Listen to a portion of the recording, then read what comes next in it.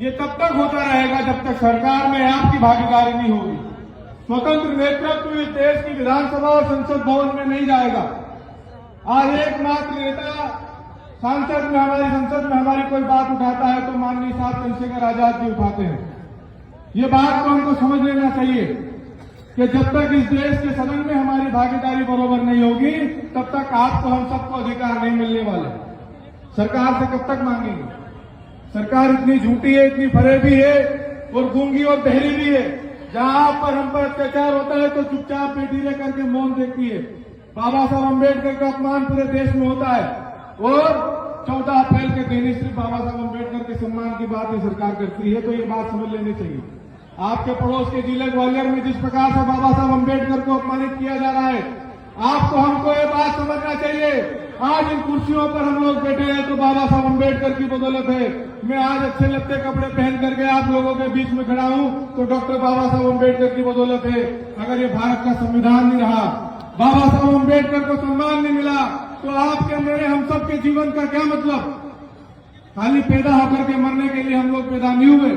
इस देश में बाबा साहब अम्बेडकर वो शुरू से लेकर जितने महापुरुषों ने इस देश में अपना योगदान दिया, उनके योगदान को हम लोगों को भूलना नहीं चाहिए, उनके परिश्रम को हमको भूलना नहीं चाहिए, उनके बलिदान को हमको नहीं भूलना चाहिए।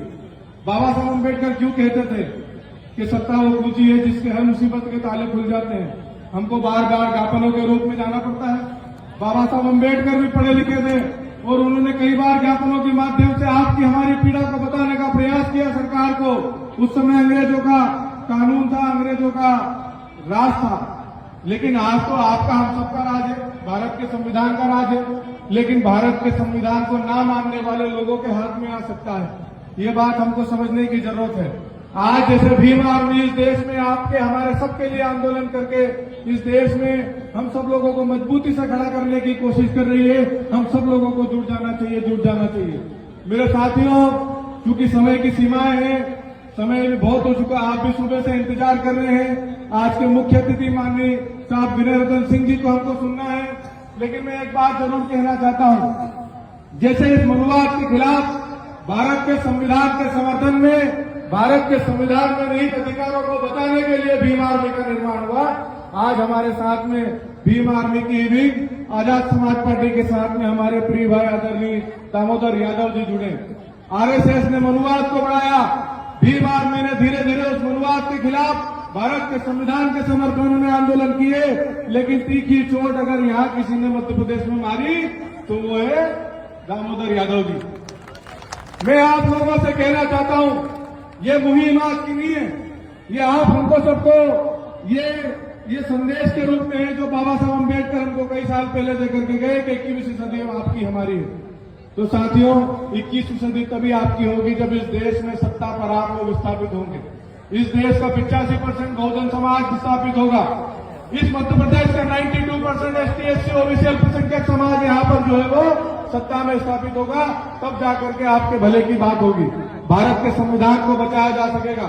जो सरकार है वो सरकार के बाद जो विपक्ष के लोग कहते हैं कि भारत के संविधान को हम बचाने का प्रयास कर रहे हैं, तो हम भी देखना चाहते हैं वही भी कई सालों तक जो है वो सरकार में रहे, लेकिन भारत के संविधान को कुरेद कर खत्म करते रहे। यहाँ सामने बैठी हमारी माताएं, बहनें, आज आप सम्मान से यहाँ बैठी है बाबा साहब अम्बेडकर के संविधान की बदौलत। वो इस देश में संविधान को ना मानने वाले लोग, मनुस्मृति को चाहने वाले लोग, महिलाओं को वो अधिकार जो बाबा साहब अम्बेडकर ने संविधान में दिए, उन सभी को खत्म करना चाहती है। मैं देश की आधी आबादी और मध्य प्रदेश की आधी आबादी, मातृशक्ति हमारी माताओं बहनों से अपील करना चाहता हूं कि आपकी आवाज उठाने वाले संसद में एकमात्र नेता चंद्रशेखर आजाद, जिन्होंने आपकी जो हर महीने परेशानी होती है उस पर आवाज उठा करके बात रखी, आपको उनके साथ कंधों से कंधों मजबूत करना चाहिए। हम लोगों को यह तय करना चाहिए कि आपकी बात वहां सदन में कौन उठाता है। हमने इसीलिए तो हमने अपना प्रतिनिधि ने चुना। अगर वो प्रतिनिधि हमारी बात उठा रहा है तो हमारी भी जिम्मेदारी बनती है तो उनके कंधों को मजबूत करें। तो मेरी माताओं बहनों से विशेष आग्रह में करना चाहता हूं कि आने वाली पीढ़ी को तैयार करने के लिए पहले आप तैयार हो जाएं। मैं ये समझता हूं कि जब माताएं बहनें हुंकार भरेगी तो इस देश में जो मनुवादी व्यवस्था है वो हिल जाएगी। आप सभी का आभार।